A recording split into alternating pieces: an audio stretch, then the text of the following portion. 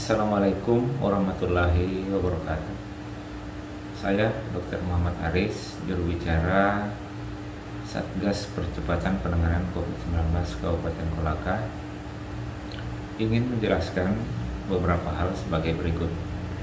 Yang pertama, mengenai vaksin. Apa itu vaksin? Vaksin adalah virus mati atau kuman mati atau bakteri mati atau protein dari bakteri itu atau protein dari virus itu yang disuntikkan ke dalam tubuh, yang fungsinya adalah menimbulkan kekebalan di dalam tubuh. Sekarang kita coba menjawab beberapa pertanyaan yang sering muncul di tengah masyarakat. Karena ingat, ada dua pandemi yang bersamaan sekarang, pandemi COVID-19 dan pandemi hoax yang lebih gila, lebih hebat datanya. Pertanyaan pertama, kenapa orang harus divaksin? Kenapa tidak ada jalan lain? Kenapa orang harus disakiti? Itulah masalah besar yang muncul. Ya, orang divaksin untuk memberikan kekebalan kan, menimbulkan file dalam tubuh.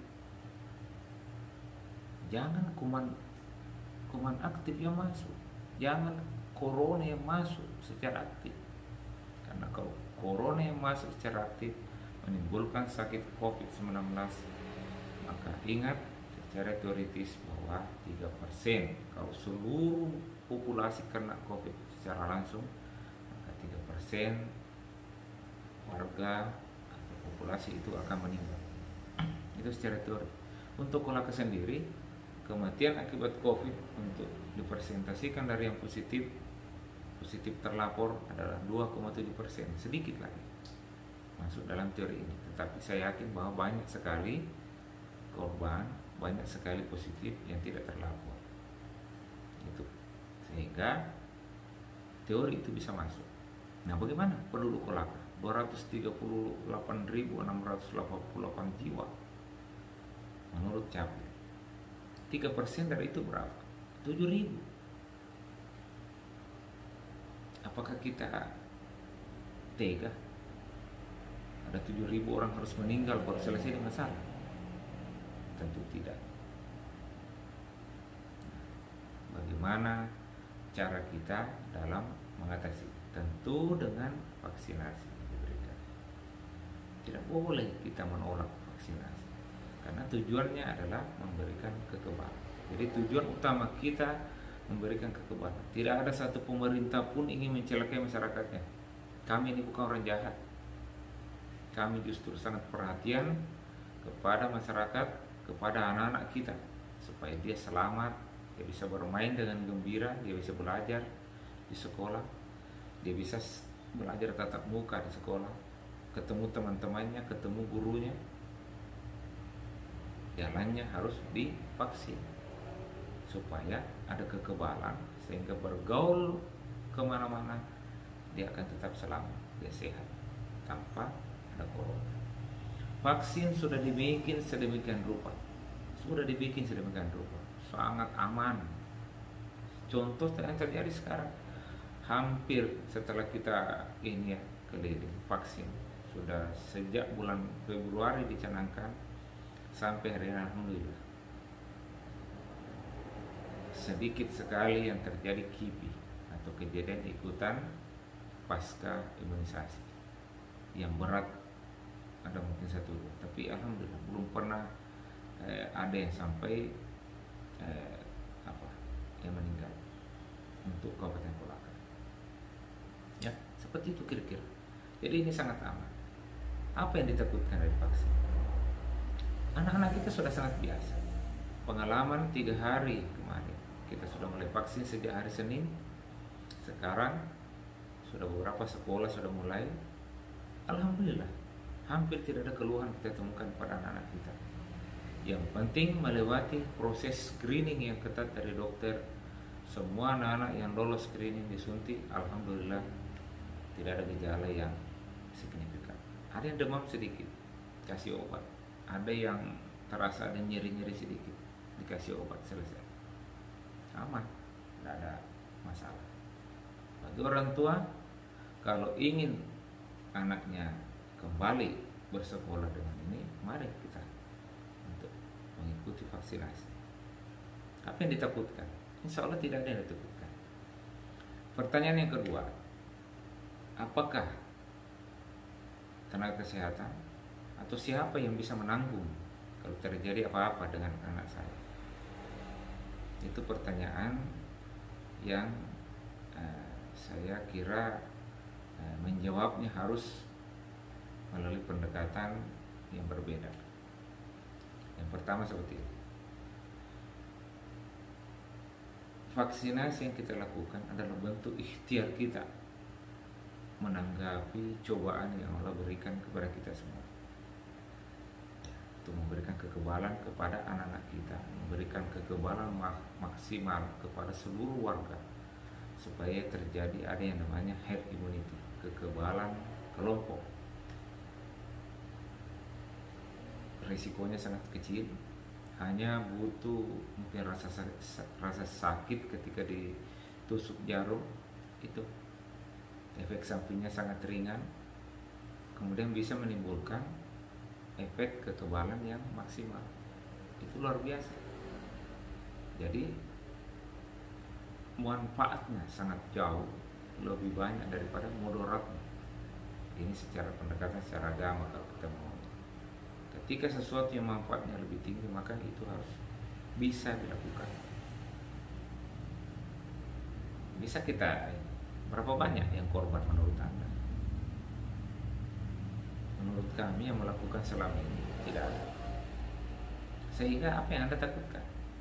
Justru membahayakan ketika Anda tidak mau anak Anda divaksin, karena bisa menyebabkan dia terinfeksi kuman, terinfeksi corona, menyebabkan bisa sakit yang berat atau bahkan bisa meninggal. Kalau divaksin, insya Allah muncul kekebalan, boleh jadi dia kena tetap positif, ya, karena vaksin ini memang tidak berarti harus terlindungi dan tidak akan positif corona, tetapi minimal mencegah dia terjadi sakit yang berat, ya, atau bisa menyebabkan kematian. Justru ini bahaya ketika kita tidak mau divaksin, bisa menimbulkan sakit yang berat. Ya, itu bahaya, jauh lebih bahaya. Ya, itu kemudian masalah risiko, siapa yang mau tanggung? Ini susahnya karena sebelum terjadi kita sudah jelaskan seperti ini bahwa ini risikonya sangat kecil dan manfaatnya sangat besar. Tapi yang Anda pikirkan adalah risikonya, bukan manfaatnya. Kenapa kalau kita balik? Anak saya mau suntik, saya mau vaksin, saya mau imunisasi anak saya supaya dia kebal, supaya dia bisa sehat. Kenapa tidak seperti itu cara berpikir kita? Kenapa justru kalau anak saya mati siapa tanggung? Loh, kenapa harus mati? Namanya ini anak harus mati? Enggak. Kita suntik dia, kita imunisasi dia, kita vaksin dia, dengan harapan muncul kekebalan sehingga dia bisa sehat, dia bisa tahan terhadap COVID-19. Itu yang diharapkan. Kalau masalah risiko, makan nasi saja kita makan berisiko. Pernah Anda bayangkan ada orang makan terus sementara makan keselak, nasi ini masuk di saluran nafas, sesak nafas, meninggal di tempat. Itu risiko. Risiko ini harus diambil. Tetapi apakah gara-gara ada orang yang makan keselak dan meninggal lantas kita harus berhenti makan? Tentu tidak. Sama juga dengan vaksin. Ya. Secara teori bahwa ini sangat aman, tetapi namanya risiko karena namanya ciptaan manusia, tidak ada 100% bisa kita jamin. Tentu milik Allah tentang angka kejadian itu. Jadi siapa yang mau tanggung? Tentu kita tanggung bersama-sama. Yang penting niat baik kita adalah ikhtiar kita bagaimana menyelamatkan anak-anak kita, bagaimana menyelamatkan warga kita supaya kebal. Apa yang Anda takutkan dengan vaksinasi? Saya sudah divaksin 3 kali. Kami orang kesehatan sudah divaksin 3 kali. Anak-anak saya juga punya anak. Anak saya termasuk anak-anak yang awal-awal divaksin. Mereka sudah divaksin semua. Tenang hidup saya. Anak saya boleh bergaul, anak saya boleh ini, dengan harapan kalaupun ada virus corona hinggap di tubuhnya, maka insya Allah dia tidak akan bergejala berat atau menjadi korban kalau corona. Masalah nyawa tidak ada yang bisa jamin, tetapi tujuan kita, ikhtiar kita, cara ilmu pengetahuan.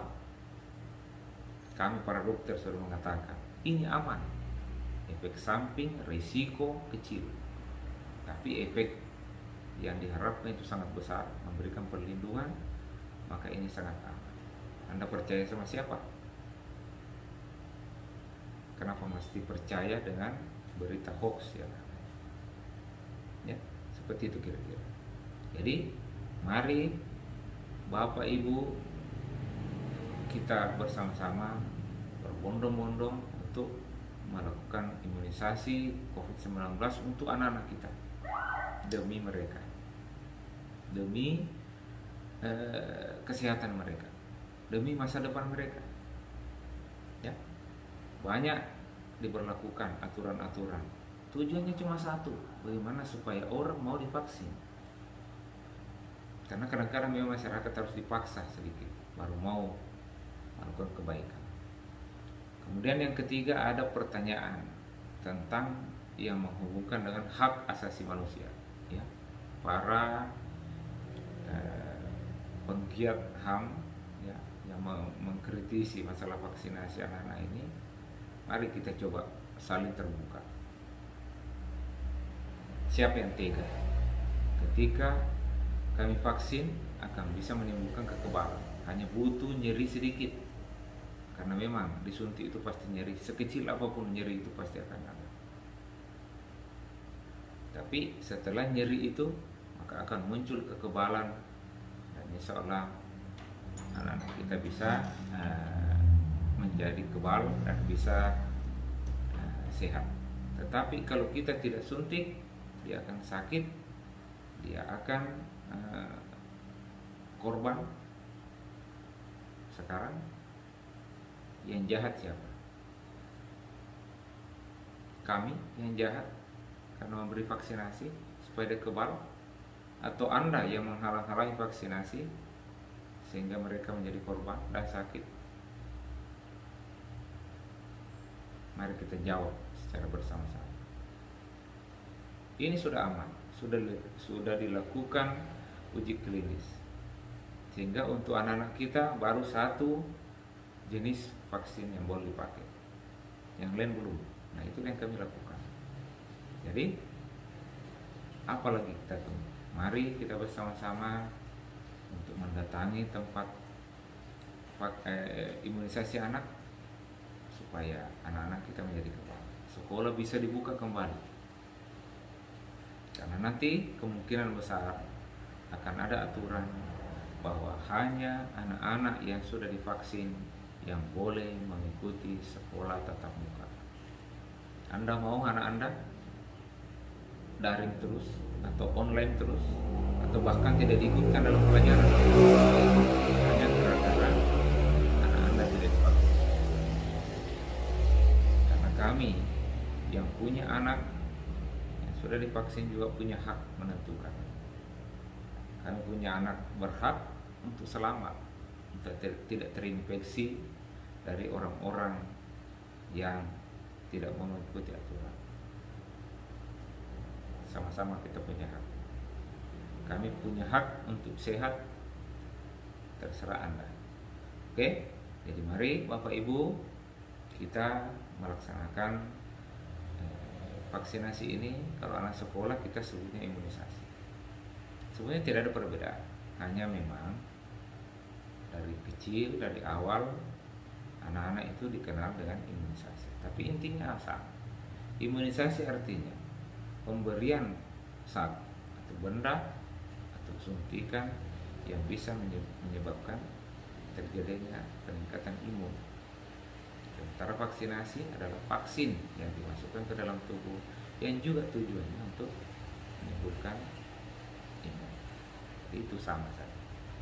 Hanya memang lebih familiar, lebih populer disebutnya imunisasi ketika di sekolah, vaksinasi ketika untuk masyarakat umum. Saya kira demikian penjelasan saya. Mari kita berikhtiar bersama. Semoga semua usaha kita ini bisa diterima, bisa disetujui oleh Allah Subhanahu wa taala, sehingga persoalan pandemi Covid-19 ini bisa selesai, sehingga kita bisa terbebas dan tidak perlu lagi selalu tertutup bermasker dimanapun kita berada. Assalamualaikum warahmatullahi wabarakatuh.